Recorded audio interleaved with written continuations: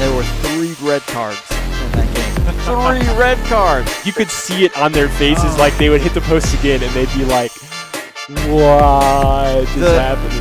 And they only gave up 4 goals?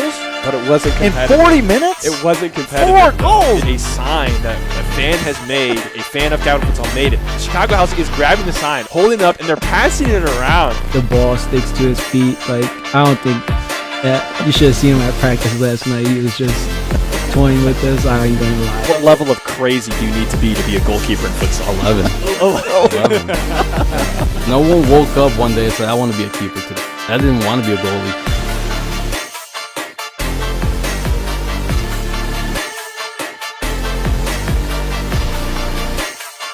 Ladies and gentlemen, welcome to the Third Half Podcast, first one of the year. I'm Jared Kleppel along with Gerard Ascani. Hype meter from 0 to 10. Where are we at, Gerard? 11. You heard Jose. 11. 11. That's 11, where we're at. Jose on the intro video. Shout out to that Midwest goalkeeper who came on the show. Wow, we have so much fun coming up. We have an entire season to preview in just 2 weeks. But first, FCS summer. What was your favorite moment? Everyone that is tuning in, what was your favorite moment from FCS summer? We had a couple of tours, the tour Lansing, the tour Akron. We had the showcase. We had a couple of friendlies. What was your favorite? Put it in the chat. I'm going to tee up Mr. Gerard here because I bet he's got one right away. Yeah, so for me, the highlight of the summer was Olay's comeback in consecutive games, down by a goal. They scored 2, and, it takes 3 minutes of game action between both games combined, and they go from losing to Midwest United and Chicago House not even advancing to winning the entire tournament. That was definitely one of the most breathtaking moments that we saw in the summer, those 2 games. I mean, it was like mirror image. Yeah, because we have not seen Olay lose in the FCS. And so, Shortened games. We're watching this, and it's shortened games. And, there's a different dynamic to the way the game's played with a running clock. And we're expecting them to now lose, the first time to Midwest United and then to Chicago House. And we're like, wow, Olay's going to lose. And then they just flip a switch, and all of a sudden, it's like, what just happened? And they did it twice. Not just once, but twice. So my favorite moment, one of my favorite, there was lots of good ones, but my favorite moment was when it was during the National Showcase, and we actually had a clip of it on the I thought you were going to say that, yeah. When Midwest is playing Capital Futsal. And there's a fan that has the sign that they wrote on it for Capital Futsal, and Chicago House takes the sign, and they're passing it around their team. That was one of my. And unfortunately, we didn't get it on camera because it was like behind the cameras. But that was just so cool to see. I know all the Midwest fans out there probably hate that. But it was an amazing moment. It was, and that's one of the things that was so exciting about the tour is that you had a team, Capital Futsal, that they weren't playing to advance at that point, but every second counted for them, and not only for Midwest United, but for Chicago House, who they became Capital Futsal's biggest fans instantaneously. Right on the spot. For Luke Miller in the chat, his personal favorite was streaming 40 games in a row, almost 40 games. I don't know what the exact count was, but on those tour days, there was a lot. We were just going. That was a blast as well. So anytime during the show tonight, if you have a favorite moment from the summer, feel free to put it in the chat. We are going to direct our attention to the upcoming season. 9 days away. We have FCS 25-26 opening up with a doubleheader, and we'll get into like those teams, those games specifically, not for tonight, but we'll get into them. We talked a little bit about Midwest. Let's start with them.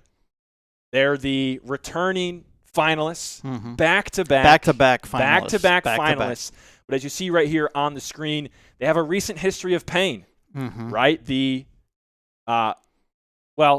They did win a tour, They won a tour over the summer. right? They did win a tour. Right? You can't forget that. Yep. But they did have, right, the loss in the final to Olay and not making the knockout stage. In the national showcase. So let's just kick it off right there.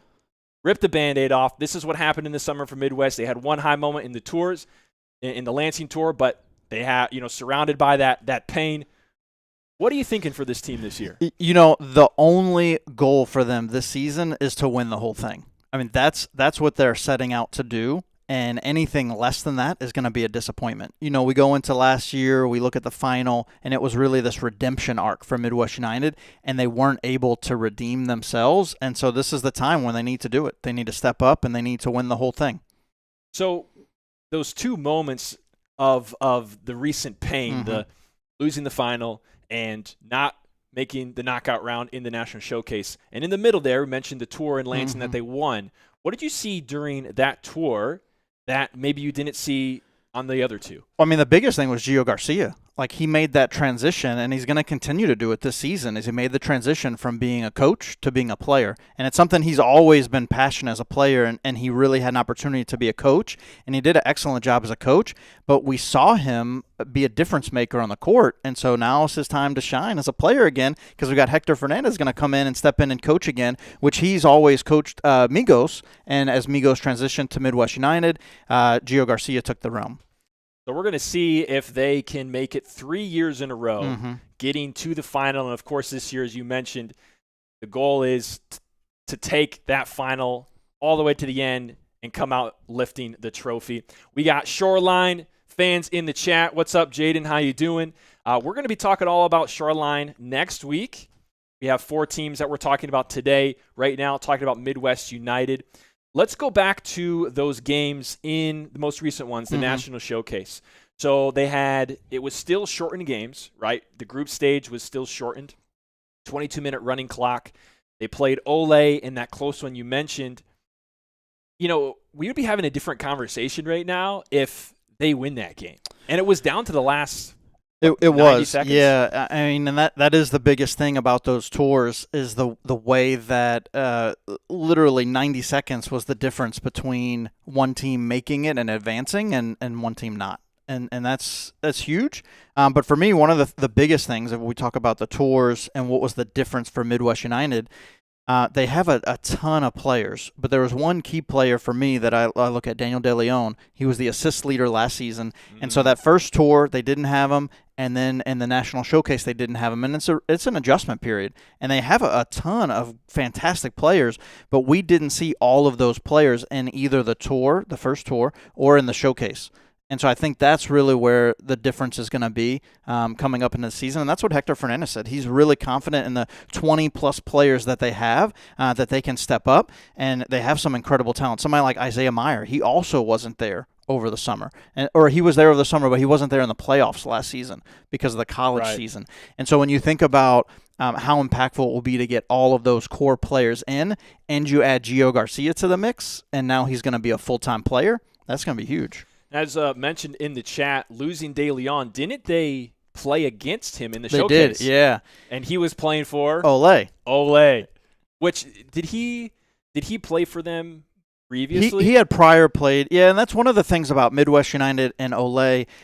They just have so much familiarity. Many of those players played started with ABK, which predated Olay. And so there's just a lot of camaraderie. It's always great to see them play together, and it really is a testament to what they have done in the community in Grand Rapids to really create this hotbed for futsal in the United States. So speaking about the rosters of these two teams, I know you had a chance to speak with Coach Hector of Midwest, and we have many of their players registered. Tell us about the outlook of the players. Are there any other surprise? I mean, not surprise. We were surprised in the summer not to see Daly on there, but are there any other surprises or really noteworthy appearances? Yeah, so there's a couple of players that we saw a little bit last season, but we anticipate seeing them more this season. One of them, Antonio Tissereno, he actually is somebody that's been a standout for Midwest United. He's going D1 now. He's going to play outdoor D1. And so you take that level of talent, put him on the court, you'll see that not that he's going to replace Daniel De Leon, but he has a lot of the same technical skill and creative ability. And maybe they hope that he steps into that role. And I think that's a big step too, right? Another player that, and Hector didn't actually want to talk about any player specifically because he's like, I can't single out anyone. And so I really pushed him. And finally, one of the names that he landed on was somebody that we just didn't see a lot last year. So, you got Anthony Leon, you got Jose Vicario, you got Jorge Saldana. So Isaiah Meyer, we already talked about, Hera Montañez. We got so many great players, but somebody that we didn't see a lot of last year just due to availability, roster changes, Eduardo Mendez. And he's somebody that he thinks is going to play a major role this upcoming season and will integrate really well into the team. So one of the biggest things for him that he thought about was Eduardo is great with anticipating and attacking in 1v1 situations. And so that's something that, when you're playing five-a-side in futsal, being able to win 1v1 battles is so crucial. So having somebody like Eduardo step in is going to be huge. Are there any players on the roster not on the roster that you expected to be there? That's a trickier question. Yeah, but no. I mean, everybody. There's really only at this point right now, Isaac Cervantes. He's not on there. He played a big role for them. And look, here's another thing that for those that keep up with the futsal world, Midwest United won the national championship, the youth national championship, the U19s. It was held down in Kansas City, and they did phenomenal. And a lot of those core players are right here, and they're going to be playing in the FCS. And so Hector, that's actually where he kind of like reintegrated back into the coaching, and he kind of rekindled that flame and the passion. It's like, hey, Gio's loving playing. I'm loving coaching. Like, let's do it again.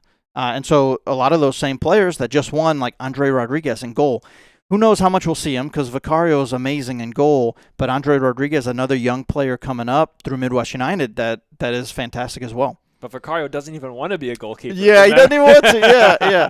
I bet he wants to now. Really, there's no real surprises looking at their roster for me. A lot of the players had a great impact last season. I've been spending a lot of time in Grand Rapids going to the street soccer scene. A lot of these players were there as well. And so, again, it goes back to that connection in Grand Rapids, the commitment to futsal. They just want to play. Yeah. And so there's really no surprises with who's here. Yeah. And I don't think that we're really missing anybody from last season outside of De Leon, which we knew. We talked about that over the tours. That was really the biggest surprise for me. Yeah. And that will be interesting, when they meet again. I know they've met once already when they face Olay, but that'll definitely be interesting. Talking about in the chat, Fikret Hasovic. Oh, he was definitely standout for Midwest last year. Tell me about what you think what do you expect to see from him on the court this year? I mean, he's going to be the best pivot in the league. Best pivot in the league. That's a bold prediction. We talked about bold predictions on this. Bold predictions. Best pivot in the league. Yeah, Hasovic. We really hadn't even talked about him yet today. No. And talk to me about him. He's so incredible on the ball. His ability to hold up play, his ability to allow the offense to run through him, his creativity, his ability to capture the ball and spin and shoot and score. It's just really one of the best in the league. I mean, him and Trezor Crispin, I think, are the best, the most solid traditional pivots that we have in the league. Yeah. And I think that Fikret's going to be the cream of the crop. So I just saw in the chat we have Chicago House is here. What's up, Chicago House? We're going to be talking about your guys' team after the break, so a little while later. So get your popcorn ready for the bold predictions that we're going to take, and maybe you'll like us and maybe you'll hate us. I don't know. But we'll be talking about you guys later. Right now it's Midwest United, talking about Fikret Hasovic up at the pivot spot. This is the thing, and I think this is the important element for me. Anytime I talk to Gio or Hector, they really downplay the transition from De Leon to Olay. He's a great player, but they have 20-plus other players that are going to step up. He led the league in assists for a reason. Yeah. Right? He did. And when you think about the way that he played, he's really good friends with Fikret. Yeah. Right? They played together for years. I think that's, for me, the thing I'm going to be looking for out of Midwest United is how do they replace that creative element to allow players like Anthony Leon and Isaiah Meyer and Fikret Hasovic to really enable each other to be successful without having that creative element from the back. Because he's somebody, time and time again, De Leon would have these diagonal passes across the court to create really easy opportunities. And that's something that we didn't see a lot of that in the tour. And it's a different style. So even looking at like somebody like Eduardo Mendez, who's going to be a lot more 1v1, that means that they're expecting players to create more on their own. And that's, you can be successful doing that, but there will be times when you need somebody else to be that creator, right? When you might not be able to. If other teams can lock down 1v1, you need somebody that's going to be able to facilitate the offense. So one more question, and then we're going to get to the bold prediction of Midwest United, and then we'll move on to the next team. Pierce, he said y'all skipping over me. Detroit Imperial in the house. What's up, man? We're going to be talking about you guys next week. So get your popcorn ready. You might hate us. You might love us. Never know. And Brian also in the chat talking about Jenga. Getting their players announced. Jenga's also next week. That was one of the biggest challenges even planning for this week is not all the teams have their rosters in. So how do we really preview the season when we don't know all the players that are going to be there for the teams? Because even today, I'm seeing new players roll in for Midwest United that weren't there earlier this morning. And so, that's great that everybody's getting in and getting the registration in, but it makes it challenging to really preview the season for a team when we don't necessarily know who's going to be playing. And I think that's just one of the challenges of where we're at right now in the state of futsal in the United States. Yeah, and we got a lot of those with the deadline tomorrow, a lot of players coming in. So we got some as many as we can right now. So the last question is, in the showcase, I would say, the low moment was not getting past the group stage. Yeah. How concerned are you about that game against Capital Futsal, where I believe they ended up winning? They did win the game. It was maybe by one. How concerned are you about that result and playing against a much less talented Capital Futsal team and not making it to the group stage? Do you have any concerns? I don't. No, because again, one of the biggest challenges for Midwest United in both the tour in Lansing and then the national showcase was that roster availability. It's a one-day event, and they're bringing people out for it. And I know the showcase was over a couple of days, but they didn't have the full litany of the roster available for them, and that's really where they stood out. And the second part of that, and this is kind of where Olay struggled early in the showcase, was that when you play these running clock games, your depth doesn't matter as much, right? And so, we're going to talk about House here in a little bit, but Chicago House, they had their 3 players primarily played 90% of the minutes in those running clock games, and that's not sustainable in a regulation stopped clock game. 40 minutes, which typically is like an hour and a half of futsal. There are no players in this league that are going to play at the level required to be successful for that time playing 90% of the game.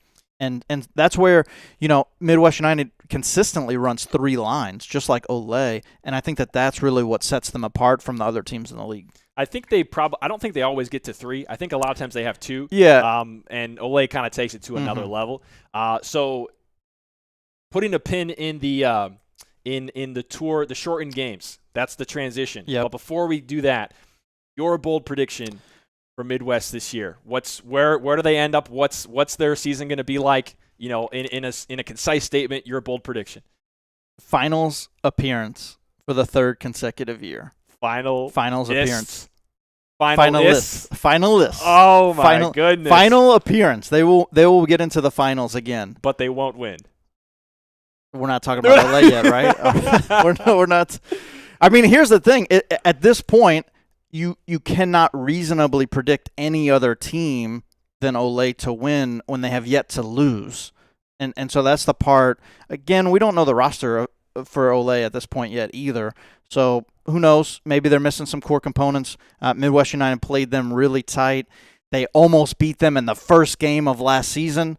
But other than that game, no other team played Olay to that level, that close for the entire time in a regulation stopped clock game. What about the Lansing City games? I mean, away. They played them tight. But away was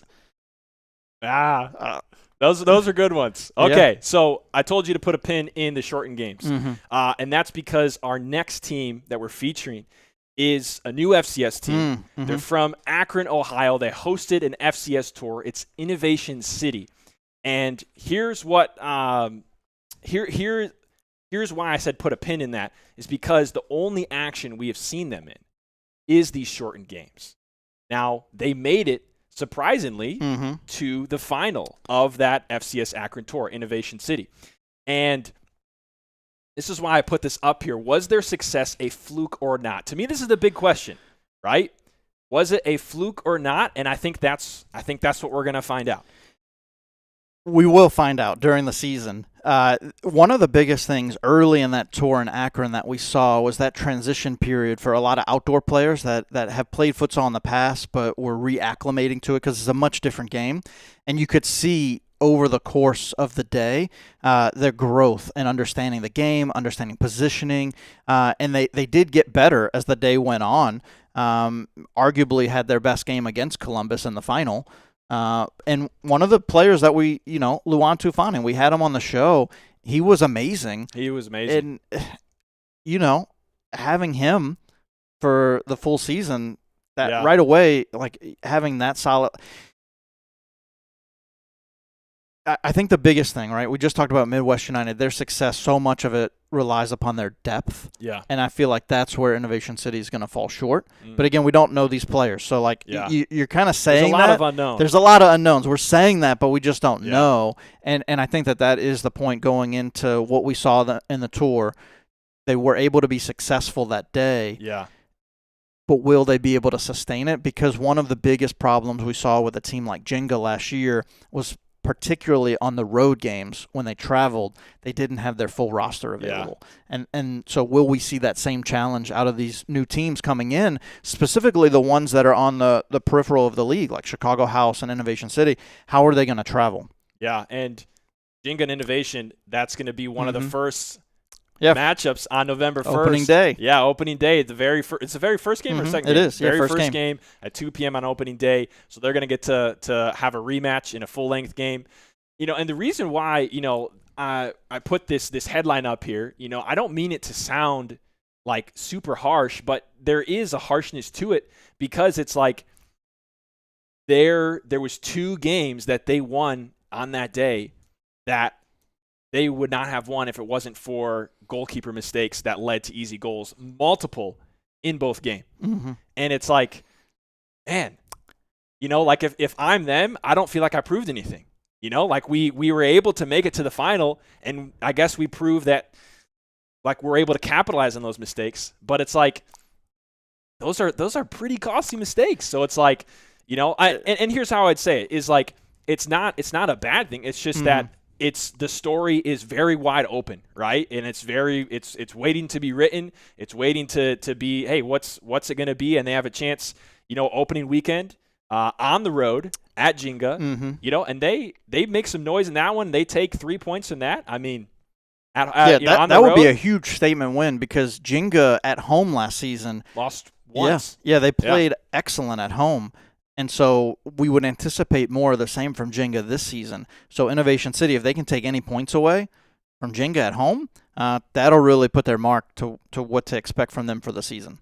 Now, you had a chance to speak with the Matt coach, Nolan. with Matt Nolan, and was able to get some roster information. So tell us from that standpoint, him and the players. I know there's a lot of players we don't know, but give us some insight there. And I actually didn't talk to Matt Nolan. I talked to Brandon Bolish. Brandon Bolish. Brett. Okay. And one of the things, that was really important that Brandon talked about with Matt Nolan being the head coach was for them to be able to have a little bit of distance because Brandon's one of the founders of Innovation City. And so to create a little bit of more or less bias, right, having the coach come in, Matt Nolan, make some of the decisions because one of the toughest decisions is who's going to be in goal for them. Brandon Bolish wants to be in goal. He's a goalie, but they got someone like Nicholas Willem. He did a really great job in the tour. And Brennan, is it Brennan Dickerson? Brennan Foster, sorry. Brennan Foster in goal as well. Another really good goalie who's going to be in. And that's always one of the toughest. You start this team and you start the team, but you may not even get to play because you got some other really solid goalkeepers. So Matt Nolan's got some tough decisions on his hand of who he's going to put in the net. So we have a wild take in the chat coming from Luke Miller. Innovation grabs a W against Ole. What say you? I don't think it's as wild as you would think because we still haven't seen the roster come out for Jenga. Over the tour. For Ole, Innovation grabs a a W. W against Ole? Okay, that's a wild take. I thought we were talking about Jenga. I feel like that's not that big of a stretch. But, wild take. Yeah, definitely a wild take. If we have anyone from Ole in the chat, what are your thoughts on that one? I have a really hard time seeing Innovation grab a W against Ole when Midwest United didn't last season. Imperial didn't. Well, no. Lansing City didn't. Zero people did. Zero. No one did, right? I mean, right. And we're literally just talking about what did they show us in that Akron tour, and we're really debating whether or not it was their success or really like the failure of other teams that led them to where they were, where there's no mistake. It does not matter what other teams do. Ole has won. Whether they make the mistakes or not, Ole has just won consistently. Even in the last 30 seconts when they're down. Even when they're down. I mean, they just like flip a switch, So Brandon says Luke is his favorite part of the production team now, so we have a little. And I'm probably his least favorite for saying that this could be a fluke. It's hilarious. No, but we had that debate last season a lot in situations where one team was able to profit off another team's mistakes. I remember we broke down the Midwest United game against Ole at the HSB building. Yeah. And it was like, well, Midwest United gave away so many goals. They did. But when you go back and learn, like we did, about what actually happened in the game, like some of like the intricate details. They gave up a lot of goals in that game. But a lot of those set pieces in which they scored goals, Ole ran things in a way that made Midwest think that they were going to run a play one way, but they did it. So that's why it looked on film. There. Yeah, it looked like, whoa, what are they doing there? To me, that was not a check in Ole's box. That was an X in Midwest box. But knowing that, like when you have two teams that know each other so well, and they're able to catch them off guard on these set pieces where they call out a play and they're expecting it to be run one way, and they line up and they set up that way, but then it's run completely different. Like, you got to give credit to the team that was over-prepared coming in, right? I mean, I would think. It's a good play. But anyway, look, so we debate that a lot, whether or not it's one team's mistakes or failures or the other team just really doing it. And the fact of the matter is, even when a team makes mistakes, you still have to be able to capitalize on them. And Innovation City did that in the Akron Tour. So regardless of the mistakes that the Lansing City keeper made, so the mistakes we're talking about, if you didn't get a chance to watch it, there were a couple of handling violations on the Lansing City keeper. And look, there's lots of lines on the court when you play on a basketball court, and you have to be aware when you're outside of the penalty area. And he was outside twice.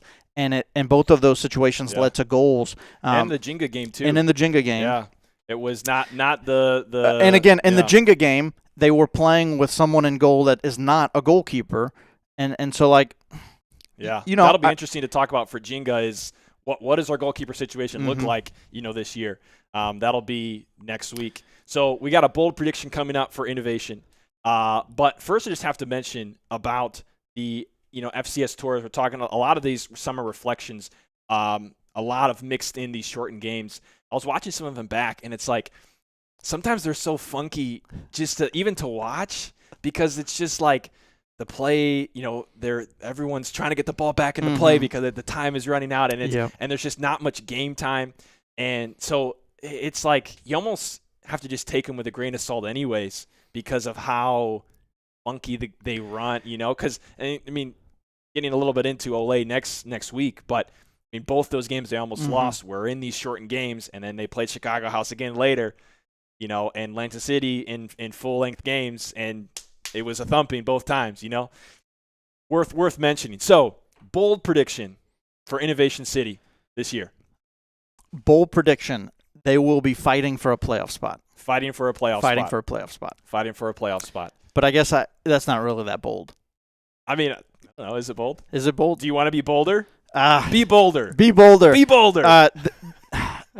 Brandon, I'm sorry, but I don't see Innovation City making the playoffs this season. He says his bold prediction is they don't make the playoffs this season. Yeah, it pains me because, look, I had the chance to interview Brandon the first time during the finals, and he said we're going to be back here next season, and I just don't see it. I don't again, they have a lot of players that we haven't seen in action, so this is partly a take just based on what we saw on the tour in Akron. But to the points that you made as well, the competition in Akron is not as good as the competition we'll see this season in the FCS. Yeah. And so even though they show that they will be competitive, so they absolutely will be competitive, but I don't see them winning enough games, getting enough points throughout the season to make the playoffs. Here's Brandon in the chat saying Imperial is one of the few teams that has topped Olay before. Always a good game. So that's kind of preview of next week. Detroit and Olay both going to be in our preview for next week. Brandon Bolish, there you broke his heart, brother. I'm sorry. We have 2 more teams to preview after the break. It's going to be Chicago House and Lansing City, 2 of the younger, more young teams that we have coming up. Excited to see what we think about them, what you guys think about them as we look forward to the first games next Saturday, November 1st. Wow. We're going to be back right after this. Don't go anywhere.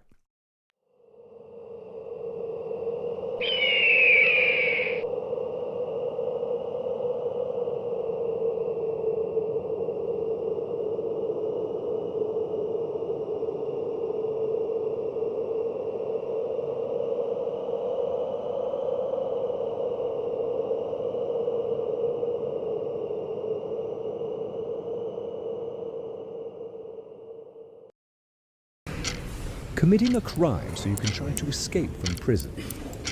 Bad idea. Going to the pod escape room to play an escape game with your friends. Great idea. Test your skill as an astronaut in outer space. Find Santa in Save Christmas. Or take a vacation to an abandoned island. Just don't get stuck there.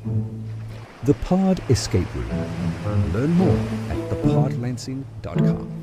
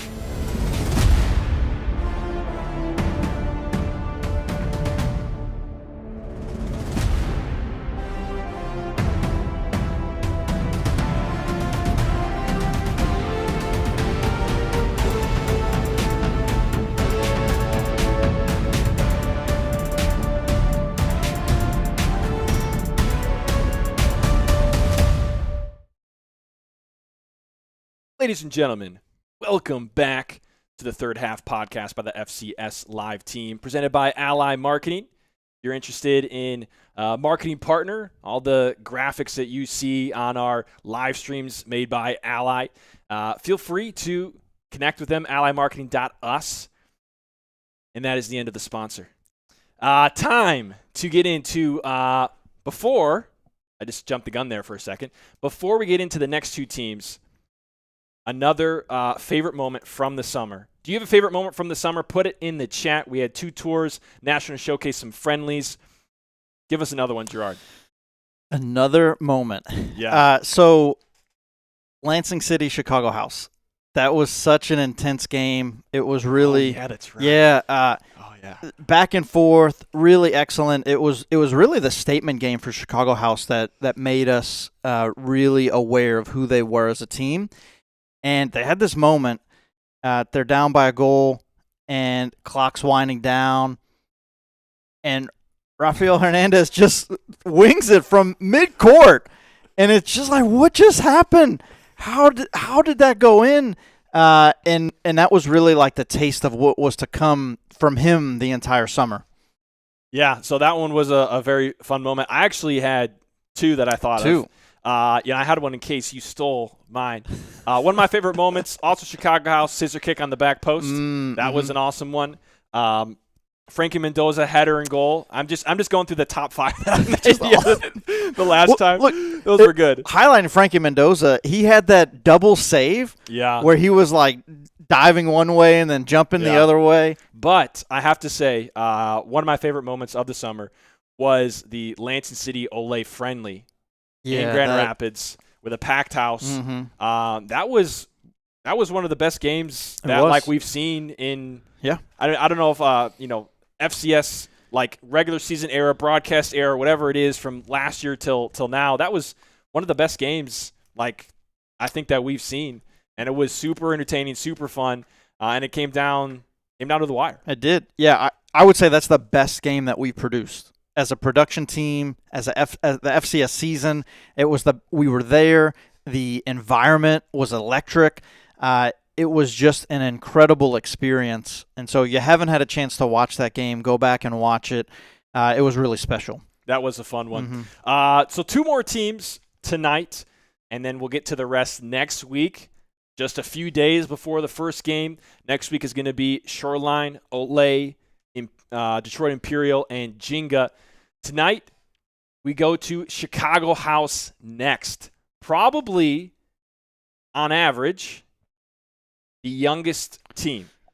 That's going to be my guess. Like, as a whole, you average out all the ages of the entire roster. Lansing City is probably close. Probably pretty close, but they do have. Lansing City has a lot more experience. They have a couple of on players the top end. that weigh the age meter the other way.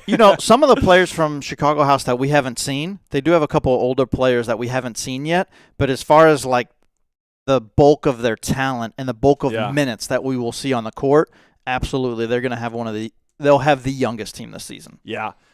So this is what I put up here. Hungry, but really instant contenders. So we talked about them since their announcement of them being a hungry team. And that was one of the things that Rafael Hernandez said.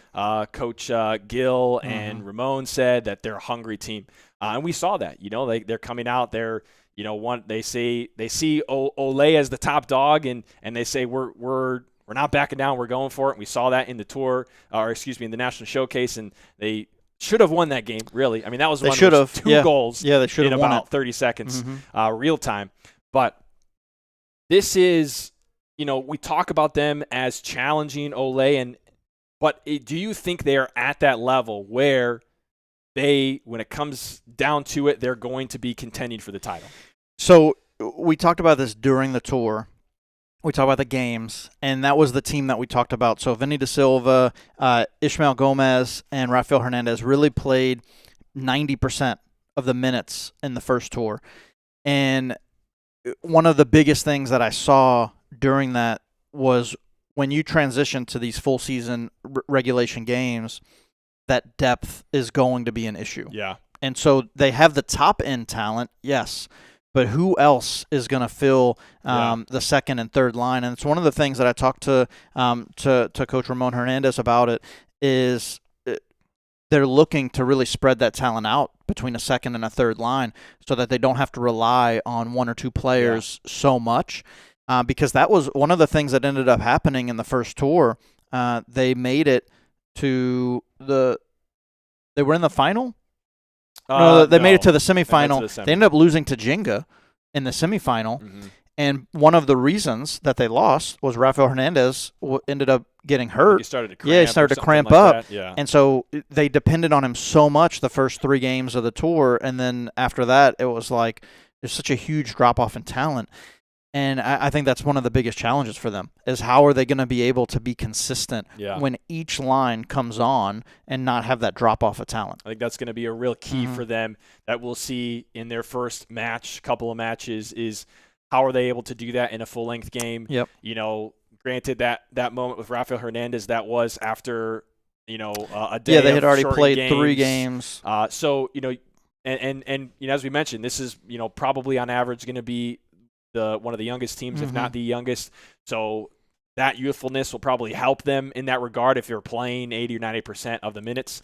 But I think that's definitely one of the top considerations is, as far as what we know right now, what do their second and their third possibly lines look like, and how does that, how do they make that happen as they go forward? And look, here, this was the biggest thing. And so I know we just talked about Innovation City, and we wanted the hot take. And before the finals, Brandon Balish and Ramon Hernandez both were interviewed. Yeah. And they both said next season we're going to be here. We're going to be in the finals.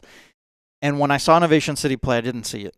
But Chicago House, I did see it. So now I don't think that they will be in the finals this season, but they have the talent. And they showed up in a way that shows that they can do it. And so, for me, it's not just the desire. I mean, you have to have the ability as well. So, I mean, it's really both, right? It's not only the desire and the commitment to the game and the commitment to winning. And just like we saw in the chat, Jair Real said for somebody to beat us, they're going to have some sleepless nights. And Chicago House is a team that I see committing to those sleepless nights. They certainly have demonstrated their hunger, and that is one of the biggest factors for success is having that. Real quickly, I saw in the chat Brian telling us his favorite moments of the summer when he came back to Lansing City to help out with the production. It was amazing to have you here, Brian. And the Shoreline versus Chicago House in the semis, the 20 goal. Yeah, was it 11-9? Yeah, that was crazy, which I wanted to talk about. And that was a really great example of the youth impact at Chicago House. They were dominating that game, and there were some questionable calls. We talked about it during the broadcast. Really, really questionable calls. Can I edit that real quick? Yeah. Well, this is all we'll say about the officiating in that game. There was a questionable 15 minutes of officiating in the second half. And this is what ended up happening is Chicago House allowed it to influence and impact the way they played. And going back to last season, we talked about that a lot with several different teams about losing composure in those moments, whether it's getting yellow cards or red cards or unnecessary fouls or letting people, you end up arguing with the referees instead of focusing on your responsibilities on the court. And they dominated the first, 25, 30 minutes of that game, and then all of a sudden Shoreline came back with a vengeance. Yeah. And it really was a testament to Shoreline's ability to where they didn't give up, and they kept coming back, and they kept putting the pressure on. But I think that really is a signifier. So it's not only the depth and them balancing out their lines to make sure that they don't rely too much on one or two players, but then also to make sure that they maintain their composure, which is always the toughest thing with a young team. One of the players, we didn't see him come back in the national showcase, but Damian Serrano, he had some really tough moments early on against Lansing City. He put Luciano Cernuda in a headlock, and you could see that this was about to blow up. But luckily, Cernuda, even though he's still a young player, a fantastic composure to not allow that to negatively impact him and to not allow that to escalate the situation. And I feel like that's the biggest thing for Chicago House is if they play against another team that just kind of escalates the issue, like what Shoreline did, they're like, okay, well, the refs are going to let this go. I'll just go a little further, right? And then before you know it, it's like these vicious tackles were going, no calls were being made. Yeah. It's like, how are they allowing this to occur? And Chicago House wasn't able to adjust. Yeah. They weren't able to figure out how to play within the game based on the way that the officials were calling it, because you cannot control the officials. Whether they call fouls or don't, you have to figure out how to play the game the way that it's being called that night. I'm really not concerned about Chicago House versus Shoreline in that game. I think Chicago House, I just the way that game turned out, they ended up winning, which is awesome for them. But the troubles for them that happened in that game, it really doesn't concern me because I think that like 15 minutes or so, it was not futsal. Yeah, I mean that's fair. That's fair. I almost want to just be like, dump that 15 minutes in the garbage can. You know what I mean? So I'm not really concerned about that. But my question to you is, do you see in a normal futsal match with the proper officiating, do you see like the youth and like lack of physical strength because some of their players are younger and maybe don't match up with like in that game Shoreline, they were playing physical. Jenga plays very physical. Does that have any concern to you if they face a more physical team like that? If I'm not mistaken, the Chilinsky brothers were not there against Shoreline. I can't remember. That was the difference between the team that showed up as far as physicality. Yeah. That was the difference. So when they played against Jenga in the first tour, one of the biggest changes that we saw, so that was the fourth game of the day, they started the Chilinsky brothers, and they brought that physical presence. So I'm not expecting them to have an issue with that physicality. Somebody like Damian Sereno, too. Really, really physical. It's just about maintaining the composure. But I do think that that's something that needs to be worked on as far as the composure, understanding the game. Because even though you take out that Shoreline, that segment, what happened against Olay? Like, they were winning that game, and they should have walked away with the victory. But they just had this small moment where they lost their composure and understanding what they needed to do. And not only did they give up one goal, but they gave up a second goal. And it happened so quick. And that's what we know. Futsal, momentum. You have to be able to know when that momentum shift happens and to adjust accordingly. And they just weren't ready for it, right? When Olay flipped the switch, they weren't ready to adjust. Yeah. So that was Chicago House. We'll get to a bold prediction in just a moment. But first, we talked a lot in the summer about Rafael Hernandez, Vinny Da Silva. Are there any new names on the roster sheet that, people at home should maybe star and say, hey, maybe this person is going to kind of surprise you and have a big impact in the game? So we may not see him a ton, right? That's one of the things that, and it's kind of similar to a player like Antonio Tesserino who's playing D1 outdoor. We might not get to see him as much, but Gianni Vivero, he's someone that is like a mixture of Vinny Da Silva and Rafa Hernandez. And when you say those two names and you're like trying to describe a player, it's like, oh, wow, like watch out. Somebody, if you didn't tune into both of the tours, so we already know that Rafael Hernandez, Vinny Da Silva, outstanding players. Ishmael Gomez, outstanding players. We didn't see. Their goalkeeper played. They had a couple goalkeepers. They did have a couple. Really well, Sergio Castillo. I think Josue Escarino. I think it was Escarino that really impressed me. Yeah, and again, so that kind of goes back to what we talked about with the youth. So Escarino was phenomenal the first tour. The second tour, he was the one that actually gave up a bunch of goals against Shoreline. And so it was just kind of like him handling the composure of understanding. They ended up switching him late in that game, right? And so, but yeah, really, really talented. But somebody I want to call out is Ivan Sereno. So Damian's, I'm not sure if it's his brother or his cousin, but he goes by Choco. He was phenomenal on the ball. He had, we didn't necessarily talk about this play, but there was this moment when 3 different defenders for Shoreline came out to him on the wing, and he was just able to, have this Jair-esque moment where the ball was just glued to his feet, and he beat all 3 players to end up scoring the goal at an impossible angle. Like, he scored it from the baseline. It was like, how did that even happen? Like, how did the ball go in? We're sitting there like, there's no way the ball went in. And it's like, and it's in. Yeah, and it's in. And so it's always the moments like that really stand out to me, because those don't happen on accident. Like, you can't get lucky for something like that to happen. It takes an incredible amount of skill. It takes an incredible amount of practice to be able to have that confidence in yourself, to be able to do that in these highly competitive situations. So that's another name I would look out for as well.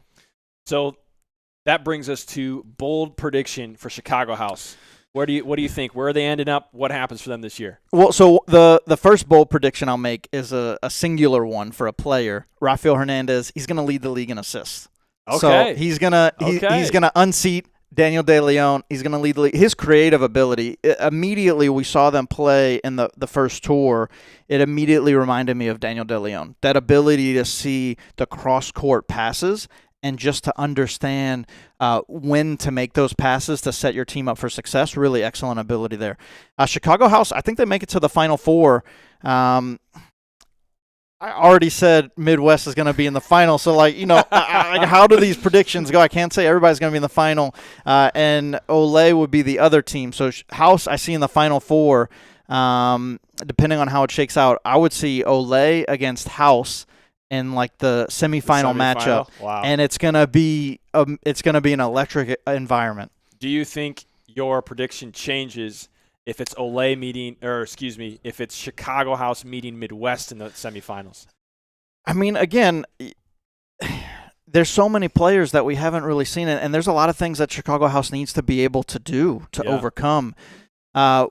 One of the things Midwest United struggled with early last season was some of those composure issues. They had a lot of really silly yellow cards and situations where they ended up getting red cards unnecessarily. Like they had one, Daniel De Leon, he got a red card for being too close on the kick-in. Because it was a second yellow. Yeah, and it's they did end up winning the game, but it's those moments that are really important that if you do those in the wrong situations, it literally is the difference between you winning or losing, especially against a team like Olay. And that's where we'll need the season to see how Chicago House develops and how they're able, because I think that's the two biggest things for me for House's success is the composure for the youth, their composure, and then the depth for the team. We will see how they compete in the FCS this year. I don't think they have a game first weekend. They don't. They're probably going to be it's probably the second weekend. And they actually play two that second weekend, back-to-back, Saturday, Sunday. Wow, really? Yeah. Oh, wow. So that's going to be really interesting start for them. They play Midwest on the second Saturday of the season, and then the very next day they play Shoreline. Wow. Which I know we're not talking about Shoreline tonight. But look, if you go back and watch that game between Shoreline and Chicago House, they are starting a rivalry really quick. So that's going to be an exciting game. So that is Chicago House. That brings us to our final team for the night as we preview this 2025-2026 season, and that is Lansing City. And we talked last year about them potentially having the highest ceiling. Mm-hmm. And my question is, do you think we see it this year? There was a lot of, and just to provide some context, we saw a lot of immaturity mistakes last year. Mm-hmm. We saw mistakes in goal as well that you could say maybe some were immaturity, maybe some were other. But do we see the highest ceiling potential start to come to fruition this year for them? That's tough because this is one of the things that we just can't not talk about. Is the absence of Luciano Cernuda. Yeah. You asked earlier, were there any players from Midwest United that you were surprised not to see? I'm not surprised not to see Luciano.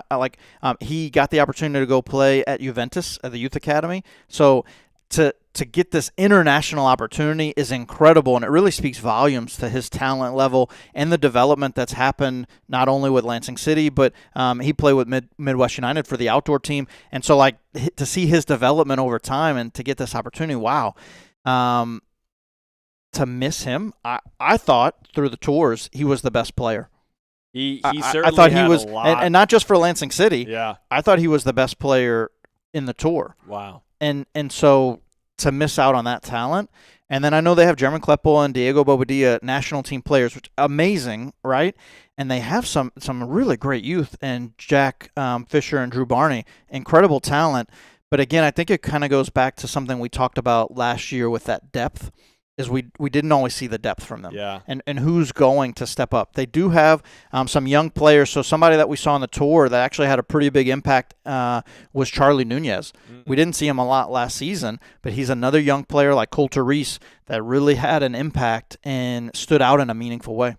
So any players on the Lansing City roster that you speculate, hey, maybe these are some players that are going to, you mentioned about the second line, any players that stick out to you in that way? So they lost against Olay in the last game of the season, and that game, if they won, they would have advanced to the playoffs.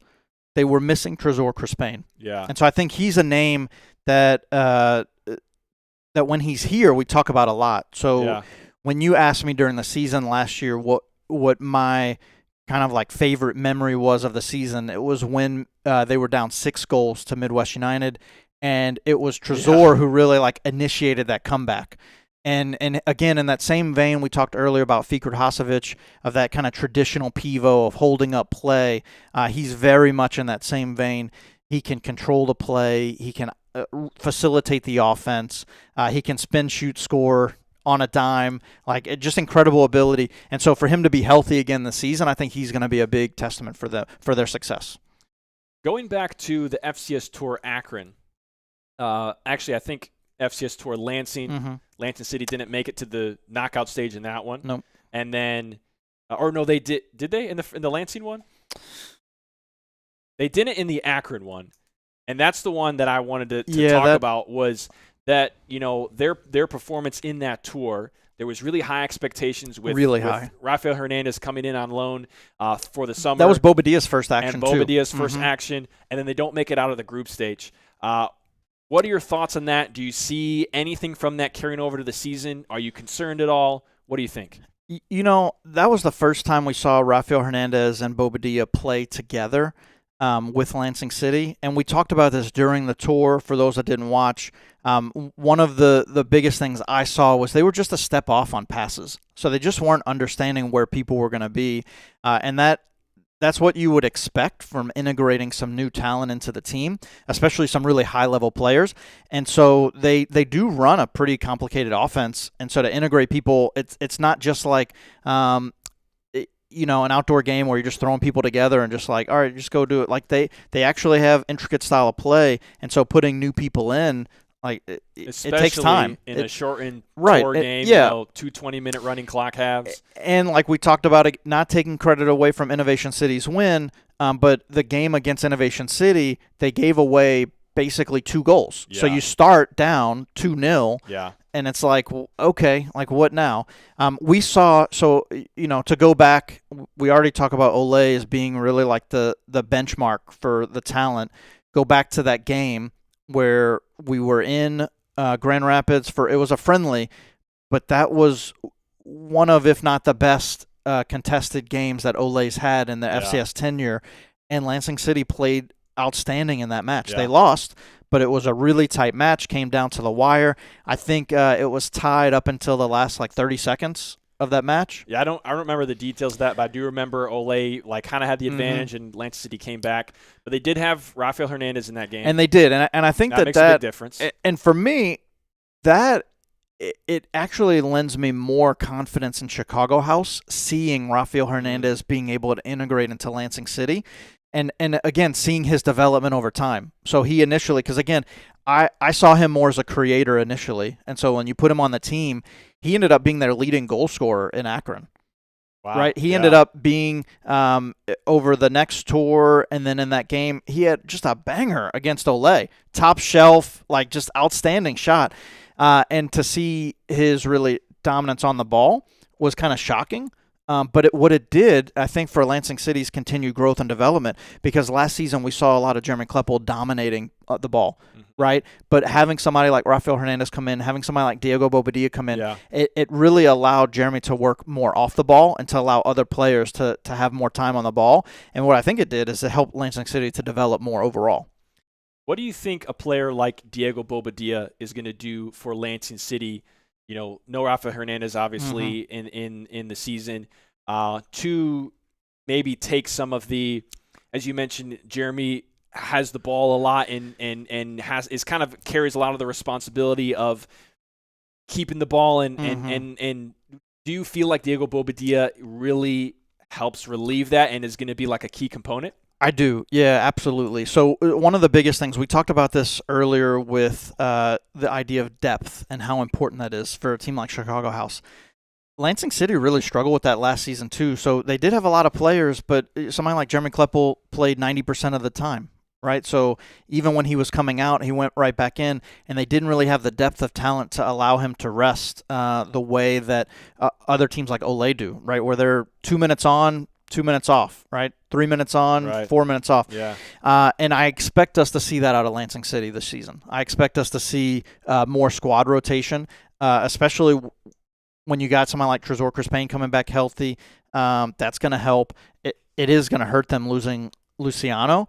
But again, if Jack Fisher, Drew Barney stay healthy as well, Yeah. you got David Saltzman. So they have a lot of talented players, and now they can start to run 2 full lines, which is really where they struggled last season. Last season, they really had 1.5 lines for much of the year. So when I look at Lansing City, here's the deal that I see. Last year in the season, the difference between them making the playoffs and not was very slim, came down to the last game. The difference between them making the playoffs with room to spare and not was also quite slim, in my opinion. I think if you had to point to one thing that was the most detrimental to them, 2 things that are closely related come to mind. We mentioned them earlier, is them having bad mistakes that give up goals. So essentially, as a game as a whole, you're playing down already to, sometimes 3 goals. Yeah. So here is possibly the biggest news for Lansing City in the offseason, potentially. I'm curious your take about it. One of the biggest struggles was at the goalkeeper position. Yeah. And who is rostered for Lansing City this year? Joshua Pierce. Josh Pierce. But Played for Lansing City in the past. He did. Won FCS title with them in the past. I remember it was this amazing shootout. It was crazy at the end. But now he's rostered. We saw him for some action in the summer. He wasn't like the number 1 all the time goalkeeper. What does that do for this Lansing City team? I mean, I think it does a lot, right? He's a fantastic shot stopper, so right away he's really solid. But the thing for me is the commitment at Lansing City to development. I think we still see Ethan Castaneda in goal more. So even if Joshua Pierce is a better shot stopper, Ethan's better on the ball, better being aggressive coming out. And if there's a turning point in Lansing City season where they went from being able to make the playoffs to not, even though it came down to Ole, I think it was actually against Midwest was the turning point for them. Because there was a moment where, it's against Midwest, and, we talked about young players and their development and understanding game situations and composure. But Ethan Castaneda came out to challenge Zach Landers in a 1v keeper situation, and he ends up getting a red card. And that was in like the 2nd minute of the game against Midwest, who they're going to win no matter what. Even if Zach Landers scores that goal, they're going to win by double digits. But, he lost his cool, took him out, got a red card, and he was suspended against Imperial. And Imperial went on to win that match. And, would it have been a different game with Ethan Castaneda there? I think absolutely it would have been. Yeah. I mean, I think I remember that moment differently. I don't think Ethan lost his cool. I think he was coming out trying to make a save. He was the last man back, and that was why he got the red card, because there was no one else to save the goal. Yeah, not necessarily lost his cool, but not understanding the game situation. Like, that's a time where you absolutely cannot get a red card. You just can't foul him outside of the penalty area, being the last person back. Like, you just can't do it. And so it's not necessarily a loss of cool in the same way of like, getting frustrated with a bad call or something, or being aggressive and like hitting somebody and being too physical. But it was a lack of understanding of what the game needed in that moment. And the game needed him not to get a red card. The game needed him not to commit a foul against Zach Landers. Even if they gave up a goal, that would be okay, right? They would still survive, because the issue wasn't that game. That game was really just practice for them, warming up for Imperial, the next match. And the fact that decision in that moment to come out, which that is one of his strongest assets, is coming out, being aggressive, but that let him down in that moment. So that addition of Josh Pierce, who do you think is going to get the start on first game day for Lansing City? I'd say Ethan Castaneda. I think there's still such a commitment to the development of the youth at Lansing City, and Ethan's 17 years old. So like even when we're saying about this mistake, that was probably the thing that I saw the most over the tour and the showcase, was that growth from him, and even into the friendlies. So there was a few friendlies that we didn't televise, and then a couple that we did. I saw that continued growth out of Ethan Castaneda, which is what you would expect out of him, especially with that commitment to giving him minutes, even if there's a goalkeeper like Joshua Pierce that on paper is better. So we'll see when Lansing City gets their first action in the second weekend. I think they have a home game in that first weekend or the second weekend on November 8th. We'll see how that turns out. Getting ready for our last bold prediction, but before we do, for me, I think Lansing City. It's if they're able. I feel like this has been my take for several months. If they clean up those mistakes, I mean, they have some of the best futsal playing players on their team. They have grown up playing futsal, and they're one of the most exciting teams to watch. And I think if they're able to clean that up and not have those mistakes, I think they'll find themselves in a much better position come the end of the year. What's your bold prediction for Lansing City? The bold prediction. They're going to find themselves in the same exact position. The same exact position. Fighting for the playoffs at the end of the season. It's going to come down to the last game. What do they play at the very end? I think they played Olay. This season. Yeah, this season they play Shoreline. And I think that's going to be so huge because the word on the street, we don't have Shoreline's roster yet, but the word on the street is that they got a lot of talent. And I'm not going to be surprised to see the name. So, just we're not talking about Shoreline here, but next week we'll talk about Shoreline. Next week we're going to talk about Shoreline. This week, Lansing City against Shoreline, that's going to determine a playoff spot. That game. That's the hot take. That game is going to determine. Mark it now. February 28th, Lansing City, Shoreline City, that's going to determine a playoff spot for one of those two teams. That absolutely could be the case, and we'll see how that turns out. So that's your FCS 25-26 preview, half of it. The other half is next week, right back here on FCS Live YouTube channel. 8 p.m. we're going live. We're going to be talking about the defending champs, Ole Futsal Club, Detroit Imperial, Jinga, and Shoreline City. So be sure to tune in for that. And then, man, just 2 days after that, game number 1, game number 2, coming right at you guys live. So excited. You said earlier you were 11 on the hype meter. Look, and I know we're about to end, but there's one thing I would be remiss. I know we're about to end. I know. We didn't but even I want to go for another we didn't talk about it. The whole time we're talking about the men, and that was last season. This season, one of the biggest changes is we're integrating the women into the league. Yes. And that was one of the things that I talked to Coach of Chicago House, Ramon Hernandez, that he was so excited about was the women coming into the league. And we have some incredibly talented players for Chicago House, incredibly talented players for Ole. We have people that played for the women's national team that are going to be in the FCS. Yep. We have a player for Chicago House, Mackenzie Rogers. She committed to Michigan State. So I already told Ramon that we're going to be talking to her about playing for Lansing City while she's here. But, that shows you the level of talent already in the women's team. We have 4 teams coming, and the fact that we have U.S. internationals on the women's side, and we already have somebody that's committed to a D1 top program in the United States for outdoor. It's wow, they got some talent here. And we didn't really talk about Lansing City's women's team. That roster's not out yet. But I'll tell you this. Next week we're going to talk about a goalie, Emerson Velasquez for Imperial. He had a close friend of his try out for Lansing City on the women's team. She played for the Venezuelan national team. Well, I say, look, tune in for those games. I don't know anything else about what's going to happen, but I know you will recognize her when you see her on the ball. Her ball skills, it's wow, move over, Jair. I mean, it's whoa. I can't wait to see a couple of these women play against the men. That's what I want to see. I want to see a game at the end of the season where we take all the best players from the women's side, all the best players from the men's side, put them together. This is because there's talent. Boldest prediction. There is some talent on the women's side, and they can compete. So a lot of these Ole women, they practice with the men's side. Right? And a lot of times we separate, right? We have a men's and a women's league. Same thing with House. Some of these players for House are practicing and competing with the men. It doesn't matter. Put a ball at their feet and they go.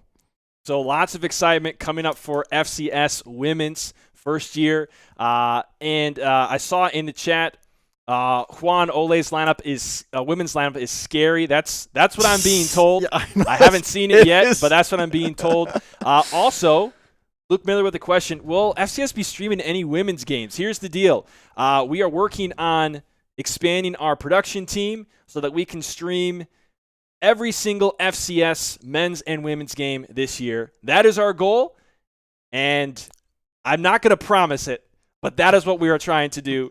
All 52 regular season games, including the playoffs. 52 games. 52 regular season 52. games. 52. And also,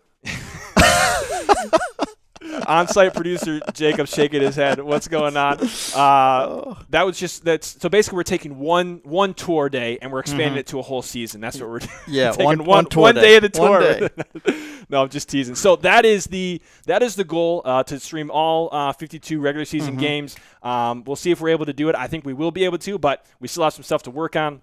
And then something that's really exciting, short preview before we cut this broadcast.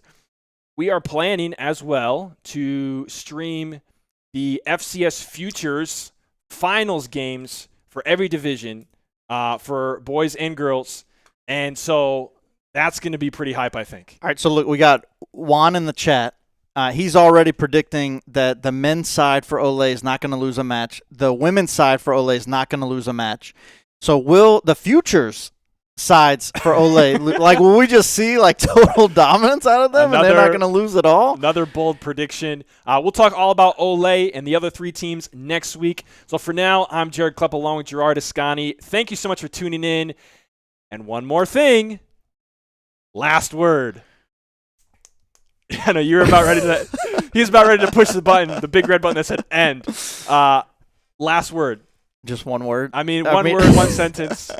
You can take it, with your poetic freedom, whatever you want. 52 games. 52 games. 52 games. Tune in for all of them. 52. We'll see you guys in the next third half next week. See you later.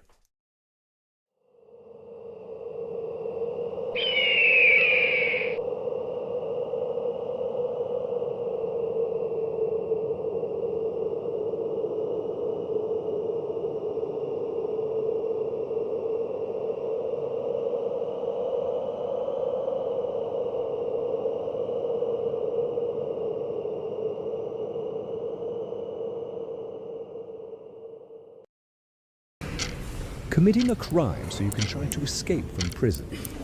Bad idea. Go into the pod escape room to play an escape game with your friends. Great idea. Test your skill as an astronaut in outer space. Find Santa in Save Christmas. Or take a vacation to an abandoned island. Just don't get stuck there. The Pod Escape Room. Learn more at thepodlansing.com.